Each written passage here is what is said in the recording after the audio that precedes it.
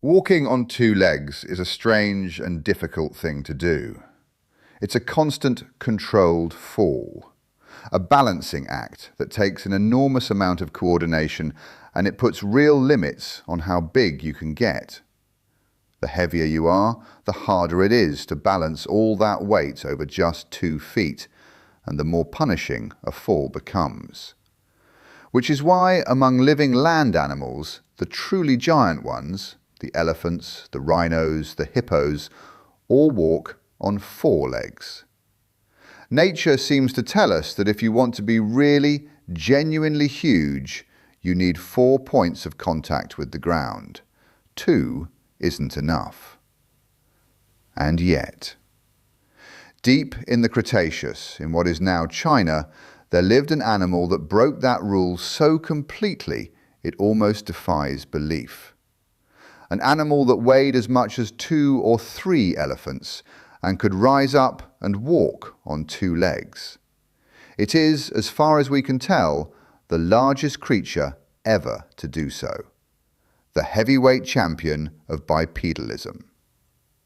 And here's the twist that makes it a great story. It wasn't a fearsome predator. It was a duck.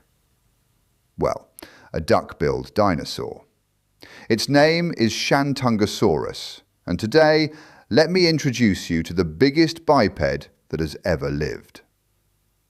Now, when I say the largest animal to walk on 2 legs, your mind almost certainly jumps to the great predators, to T-Rex, to Spinosaurus, to the giant meat-eaters that stalked on their 2 powerful hind legs. And that's a reasonable guess. The big theropods are the bipeds everyone pictures. But they're not the answer.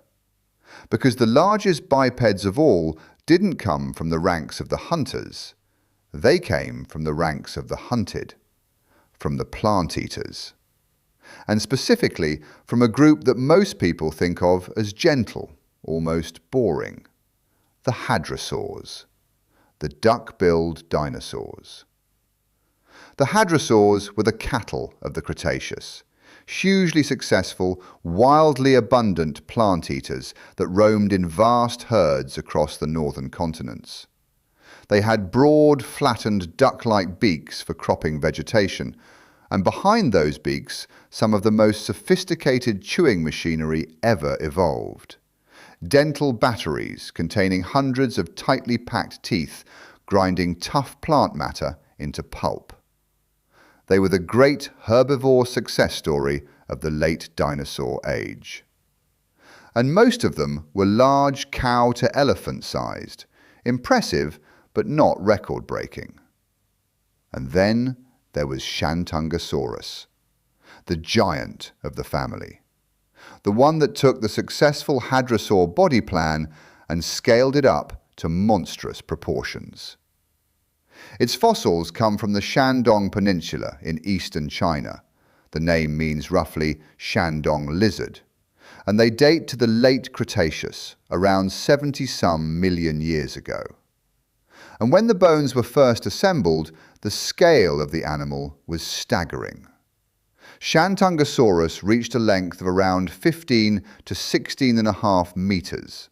Call it 50 to 54 feet. Its skull alone was over 1.5 meters long. Its thigh bone, the femur, was around 1.7 meters, the height of a tall man. This was a duck-billed dinosaur the size of some of the medium sauropods, the long-necked giants. It was, without question, the largest hadrosaur, the largest ornithopod ever discovered. But the length isn't the headline. The headline is the weight, because that's what makes the 2-legged part so astonishing. Now, I want to be careful and honest here, because size estimates for this animal have swung around a lot, and some of the numbers you'll see online are inflated. You'll find older figures as high as 23 tons. More recent, careful assessments have reined that in. Many paleontologists now put Shantungosaurus somewhere in the range of 13 to 16 tons. But sit with even the conservative end of that, 13 tons. A large male African elephant, the biggest land animal alive today, weighs around 6 tons.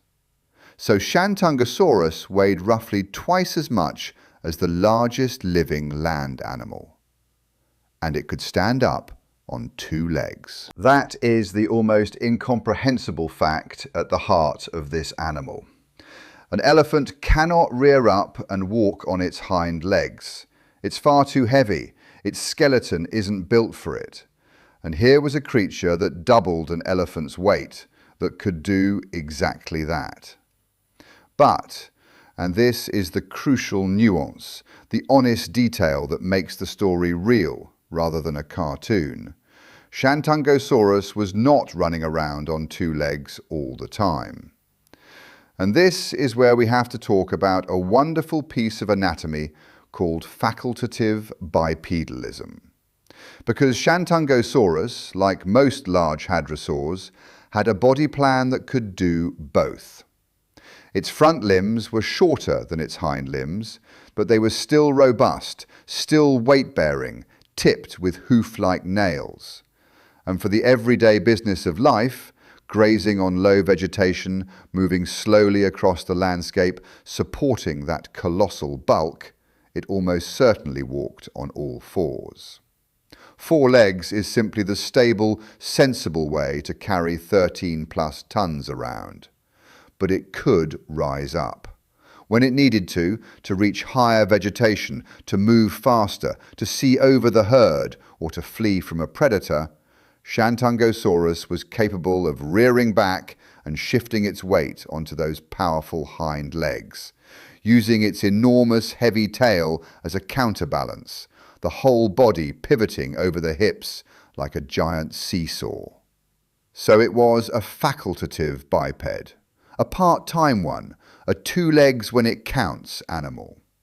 And that's the sense in which it holds the record, because when this creature rose up onto its 2 hind legs, there was, as far as we know, no larger animal in the entire history of life ever balancing its weight over just 2 feet.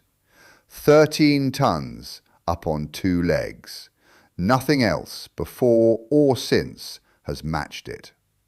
Now, some of you are thinking, hang on, what about Spinosaurus? What about the giant predatory theropods, which were obligate bipeds, walking on 2 legs all the time?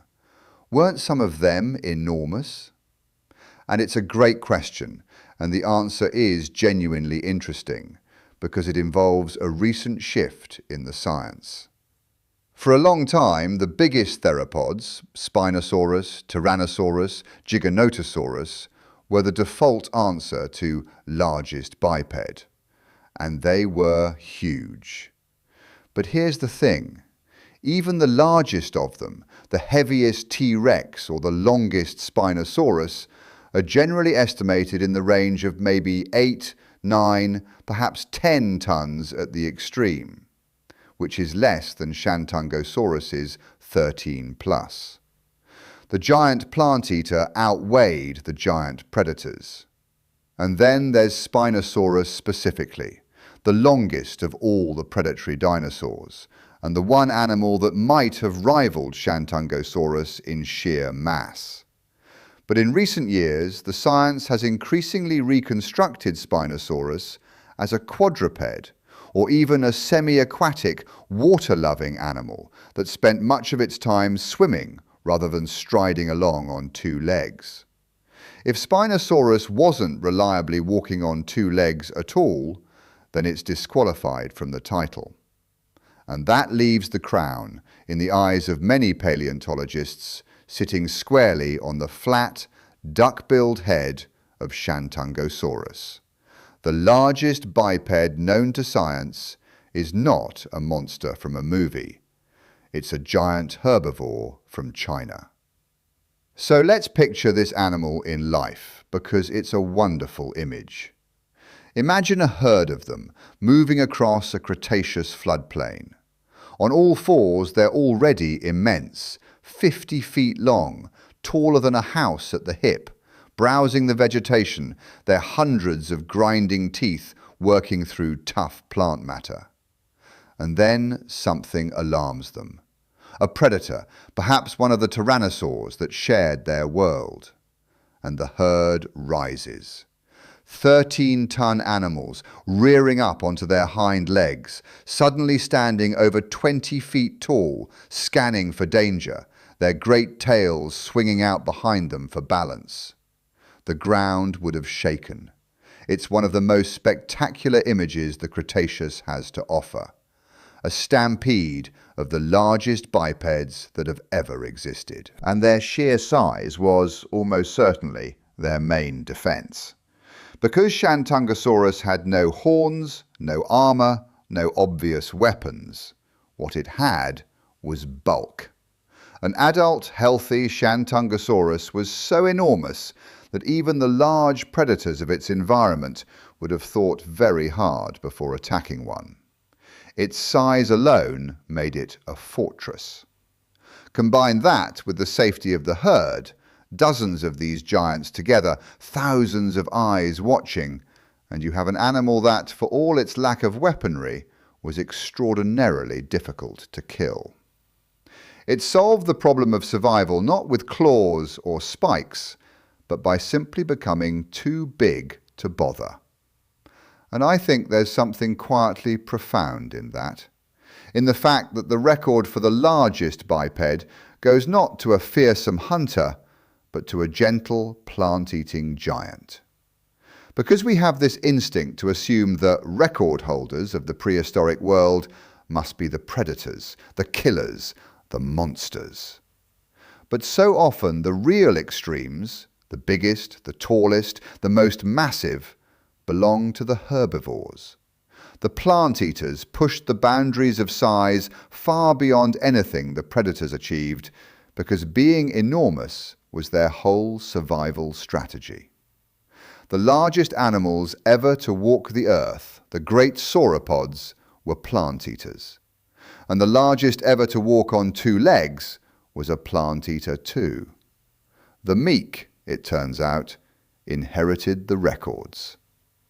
So the next time you picture a giant two-legged dinosaur and think of gnashing teeth and hunting claws, remember Shantungosaurus.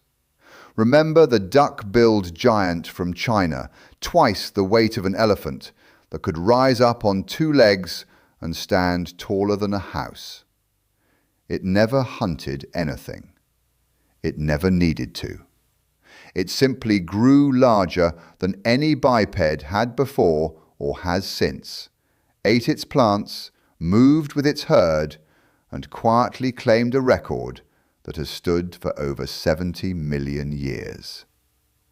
The largest animal ever to walk on two legs wasn't a monster.